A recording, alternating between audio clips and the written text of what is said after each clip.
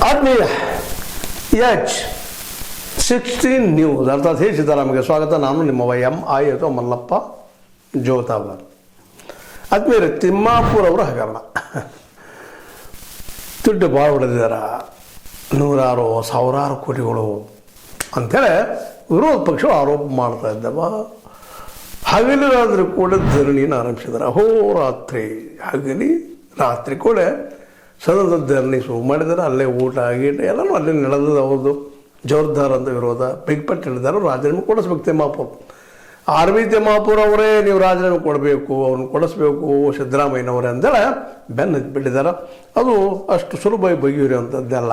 ಈಗಾಗಲೇ ನಿಮ್ಗೆ ಗೊತ್ತಿದೆ, ವಿರೋಧ ಪಕ್ಷದ ಕೆಲಸ ಮಾಡುವಲ್ಲಿ BJP ಎತ್ತಿದ ಕೈ. ಯಾವೊಂದು ವಿಷಯವನ್ನು ಹಿಡಿತಾರೋ ಅದನ್ನು ಒಂದು ಗಂತವ್ಯದವರೆಗೆ ಹೋಗಿ ಮುಟ್ಟಿಸೋದು ಬಿಡೋದೇ ಇಲ್ಲ, ಬಿಡೋದೇ ಇಲ್ಲ. ನಿಮ್ಗೆ ಗೊತ್ತಿದೆ, ದೆಹಲಿಯಲ್ಲೇ ಇಂಥದ್ದೇ ಕೇಸ್ನಲ್ಲೇ ನಮ್ಮ ಕೇಜ್ರಿವಾಲ್ರು ಹೇಳೋದ ಒಳಗೆ ಹಾಕಿದ್ದು. ಯಾವ ಕೇಜ್ರಿವಾಲ್ರು ಭ್ರಷ್ಟಾಚಾರದ ವಿರುದ್ಧ ಹೋರಾಟ ಮಾಡ್ತಾಯಿದ್ರು, ಅವರು ಆ ಭ್ರಷ್ಟಾಚಾರದ ಲಳಿಗೆಯಲ್ಲೇ ಹಾಕಿ ಅವ್ರು ಹೊರಗೆ ಹಾಕಿಸಿದ್ರು. ಅದು ಮಾಡಿದ್ರು ಇಲ್ಲೋ ಇವತ್ತಿಗೆ ಪೂರ್ವ ಆಗಿಲ್ಲ. ಆದರೆ ಅವ್ರ ಮೇಲೆ ಇಡೀ CBI ಎಲ್ಲ ಬಿಟ್ಟು ಮಾಡಿ ಕೊನೆಗೆ ಗೆದ್ದ ದೆಹಲಿಯನ್ನು ತಮ್ಮ ಕೈ ವಶ ಮಾಡಿಕೊಂಡಿದ್ದು ಇತಿಹಾಸದ. ಅದೇ ರೀತಿಯಲ್ಲಿ ಕರ್ನಾಟಕದಲ್ಲೇ ಶುರುವಾಗಿದೆ.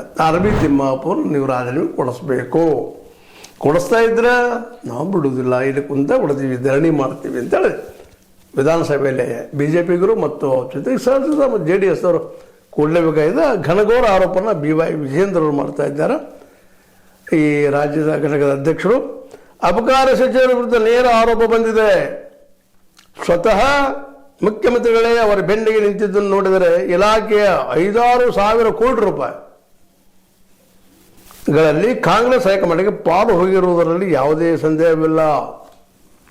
5,000-6,000 ಕೋಟಿ ರೂಪಾಯಿ ಅದ. ಚುನಾವಣಾ ಸಲುವಾಗಿ ಇದಕ್ಕೆ ಬೆಳಕಿಗೆ ಬೇಕಲ್ಲ, ದುಡ್ಡು ಎಲ್ಲಿ ತರ್ತಾರೋ ಇದನ್ನು ಒಯ್ತಾರೋ ಅಂತೇಳಿ ಆರೋಪ ಮಾಡಿದ್ದಾರೆ. ಇದು ಇಂಥದ್ದೇ ಆರೋಪ ದೆಹಲಿಯಲ್ಲೇ ಕೇಜ್ರಿವಾಲ್ಗೆ ಗೋವಾ ಎಲೆಕ್ಷನ್ದಲ್ಲೋ ಮತ್ತೊಂದು ಎಲೆಕ್ಷನ್ದಲ್ಲೋ ದುಡ್ಡು ಮಾಡಿದರೆ ಜೊತೆಗೆ ದುಡ್ಡು ಇಟ್ಕೊಂಡಿಲ್ಲ, ಬೆರಿಕಿದ್ದಾರೆ, ಜಾಣರದಾರ.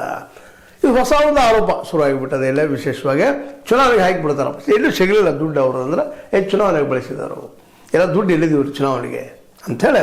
ಸ್ವತಂತ್ರವಾದ ಮೀಡಿಯಾಗೆ ಬೇಕಾಗಿರುವುದು ಸ್ವತಂತ್ರ ಧ್ವನಿ. ಆ ಸ್ವತಂತ್ರ ಧ್ವನಿ ಉಳಿಸಲು ನೀವು ಮಾಡಬೇಕಾದದ್ದು ಇಷ್ಟೇ. ಅದೇನಪ್ಪಾ ಅಂತಂತಂದ್ರೆ ನಿಮ್ಮ ಕೈಲಾದಷ್ಟು ಸಹಾಯ ಈ ಚಾನಲ್ಗೆ ಮಾಡಿ ಹಾಗೂ ನಿಮ್ಮ ಧ್ವನಿಯನ್ನು ಕಾಪಾಡಿಕೊಳ್ಳಿ. ಅದಕ್ಕೊಂದು ತಾರ್ಕಿಕ ಅಂಚೆ ಕೊಡೋ ಪ್ರಯತ್ನ ಮಾಡ್ತಾರೆ. ಆ ದಿಶೆಯಲ್ಲೇ ನಮ್ಮ ವಿರೋಧ ಪಕ್ಷಗಳು ಮಾಡ್ತಾ ಇದ್ದಾರೆ.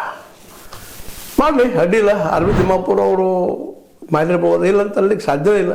ಯಾಕಂತಂದ್ರೆ ಹೆಚ್ಚು ಕಡಿಮೆ ಅಬಕಾರಿ ಇಲಾಖೆ ಅಂದ್ರೆ ನಿಮಗೆ ಗೊತ್ತಿದೆ, ದುಡ್ಡು ಹಿಡಿಯುವಂಥದ್ದು. ಒಂದು ಸನದ್ ತೊಗೋಬೇಕಾದ್ರೆ ಏನಾಗ್ತದೆ, ಎಷ್ಟು ಹೋಗ್ತದೆ, ಎಷ್ಟಿಲ್ಲ ಕೋಟಿಗಳಲ್ಲಿ ವ್ಯವಹಾರ ಆಗ್ತಾ ಇರ್ತಾರೆ. 60 ಲಕ್ಷ 70 ಲಕ್ಷ ಜುಜ್ಬಿ ಎಲ್ಲ. ಯಾಕಂದರೆ ಕುಡಿಸಿದ್ದೆ ರಾಜ್ಯವನ್ನು ಹಾಳು ಮಾಡುವ ಜನ ಅಲ್ಲಿರ್ತಾರೆ. ಅವರು ಈ ಶೆರೆ ಮಾರುವಂಥವ್ರು ಒಂದು ಸಂಘನೂ ಮಾಡ್ಕೊಂಡಿದ್ದಾರೆ. ನಾವು ಶೆರೆ ಮಾರೋರಪ್ಪ ಜನರು ಉಳಿಸ್ತಾ ಇದ್ದೀವಿ ಸಂಘಟನೆ ಮಾಡ್ಕೊಂಡ್ರೆ, ಆ ಸಂಘಟನೆ ಆರೋಪ ಮಾಡ್ತಾ ಇದ್ದ. ಅದರದ ಆಡಿಯೋಗಳನ್ನು ನೀವು ನಮ್ಮ R ಅಶೋಕ್ ಅವರು ಸದನಕ್ಕೆ ತೊಗೊಂಬಂದು ನಮ್ಮದೇ ವಿತ್ ಡಾಕ್ಯುಮೆಂಟ್ಸ್ ಇದ್ದಾವೆ.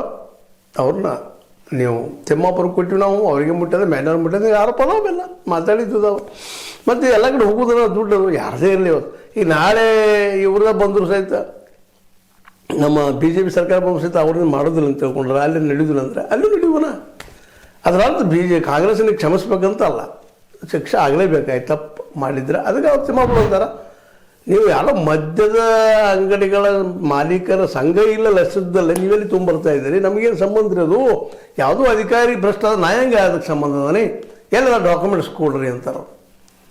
ಡಾಕ್ಯುಮೆಂಟ್ ಎವಿಡೆನ್ಸ್ಗಳು ಅವ್ರು ಮಾತಾಡಿದ್ರೆ ಹೆಂಗೆ ಆಗ್ತದ್ರಿ? ಅಧಿಕಾರಿಗಳು ನಾವು ಶೋಷಣೆ ಮಾಡಿದ್ವಿ, ಅವ್ರನ್ನ ಮಾಡಿದವ್ರನ್ನ ನಾವೆಲ್ಲಿ ಬಿಡ್ತೀವಿ ಅಂಥೇಳಿ ನಾವು ಅತ್ಯಂತ ಸಜ್ಜನರು ಅನ್ನೋಂಗೆ ಪೋಸ್ ಕೊಟ್ಟು ಪ್ರಯತ್ನ ಮಾಡ್ತಾ ಇದ್ದಾರೆ RV ತಿಮ್ಮಾಪುರ ಅವರು.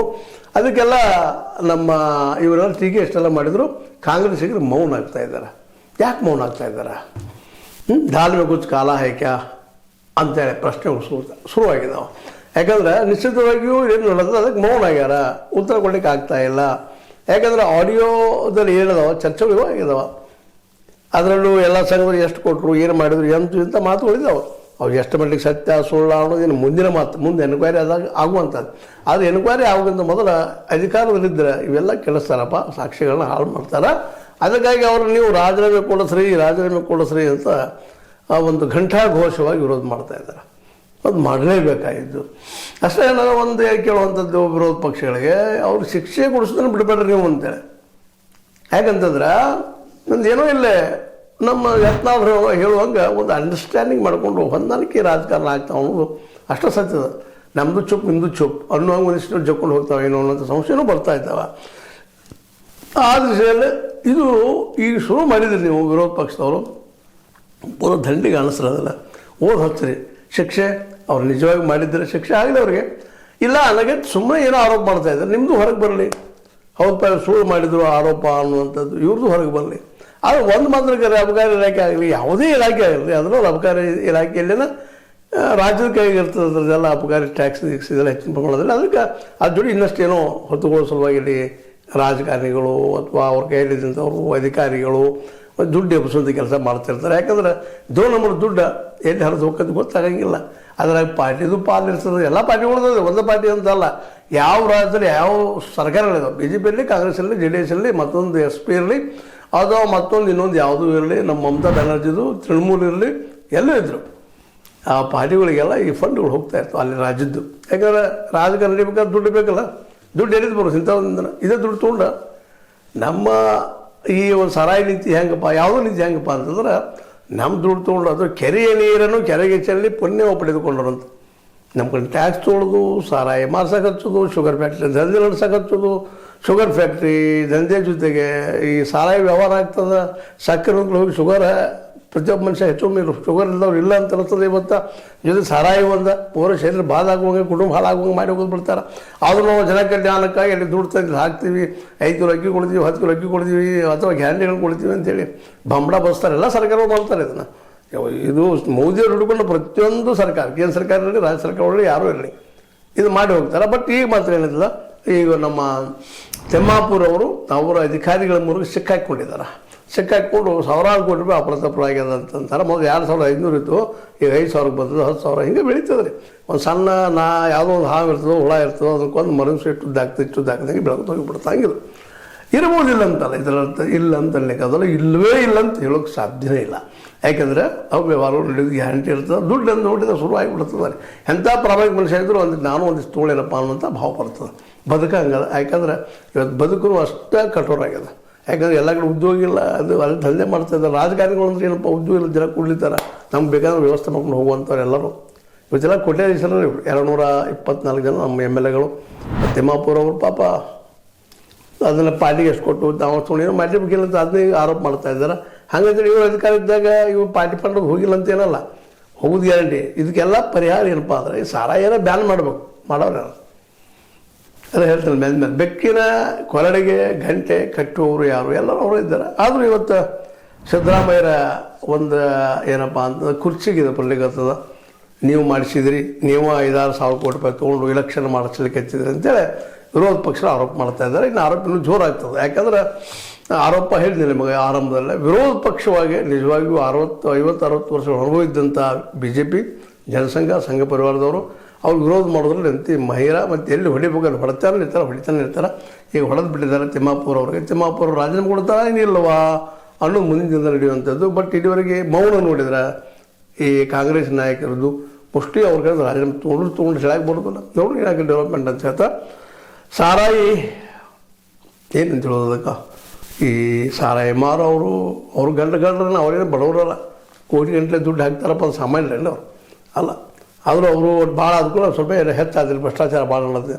ಅವರ ತಂದು ಕೊಡ್ತಿರ್ತಾರೆ ಈ ಅಂಗಡಿ ಮಾಲೀಕರು, ನಮಗೆ ಕೊಡ್ರಿ ಸರದ, ನಾವು ವ್ಯಾಪಾರ ಮಾಡಿದ್ದು ಲೈಸೆನ್ಸ್ ಕೊಡಿಸೋ ಸಲ ಬೇಕಾದ ಖರ್ಚು ಮಾಡ್ತಾ ಇರ್ತಾರೆ. ಅದರ ಅರ್ಥ ಇಷ್ಟ, ಅಲ್ಲಿ ಲಾಭ ಸಾಕಷ್ಟದ. ಅವ್ರು ಎಷ್ಟು ಕೊಡ್ತಾರೋ ಎಷ್ಟು ಬಿಡ್ತಾರೋ ಕುಡಿಯೋದು ಒಂದಿಷ್ಟ, ಅದರಿಂದ ಒಂದಕ್ಕೆ 100 ಪಟ್ಟ 110 ಪಟ್ಟ ರೇಟ್ ಹಚ್ಚಿ ಹೊಡಿತಿರ್ತಾರೆ. ಹೀಗಾಗಿ ಈ ಉದ್ಯೋಗಕ್ಕೆ ಎಲ್ಲರೂ ಬಿಡದಾರೆ. ನನಗೂ ಒಂದು ಕೊಳ್ಳೆ ಪ್ರಸಾದ ನನಗೂ ಸಿಗಲತ್ತೆ ಬಿಡ್ದಾಡ್ತಾರೆ ದುಡ್ಡು ಹೊಡ್ಕೊಳ್ಸುವಾಗ.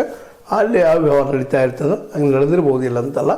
ಅದಕ್ಕಿಂತ ಈ ಡಾಕ್ಯುಮೆಂಟ್ಸ್ ಇವರಂತೆ ಆಡಿಯೋ ಕೊಡ್ತಾ ಇದ್ದಾರೆ. ಇನ್ನೂ ಡಾಕ್ಯುಮೆಂಟ್ಸ್ ಇದ್ದರೆ ಮುಸ್ಲಿಂ ಬಿಡುಗಡೆ ಮಾಡಲಿ.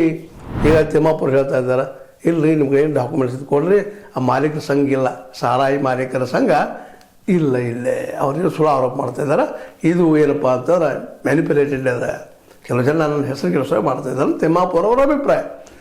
ಇದಕ್ಕೆ ಕಾಂಗ್ರೆಸ್ಗೆ ಏನು ಸ್ಪಷ್ಟ ಉತ್ತರ ಕೊಡ್ತಾ ಇಲ್ಲ, ಮೌನದಾರ. ಆದರೆ ಅದಕ್ಕೆ ಅಹೋರಾತ್ರಿ ಹಗಲಿ ರಾತ್ರಿ ಕೂಡ ಈ ಸಾರಾಯಿ ನೀತಿ ವಿರುದ್ಧ ಹೋರಾಟ ಮಾಡಬೇಕು, ಭ್ರಷ್ಟಾಚಾರದ ಹೋರಾಟ ಮಾಡಬೇಕು ಅಂತೇಳಿ BJP ಮತ್ತು JDS ನಿರ್ಧಾರ ಮಾಡಿದ.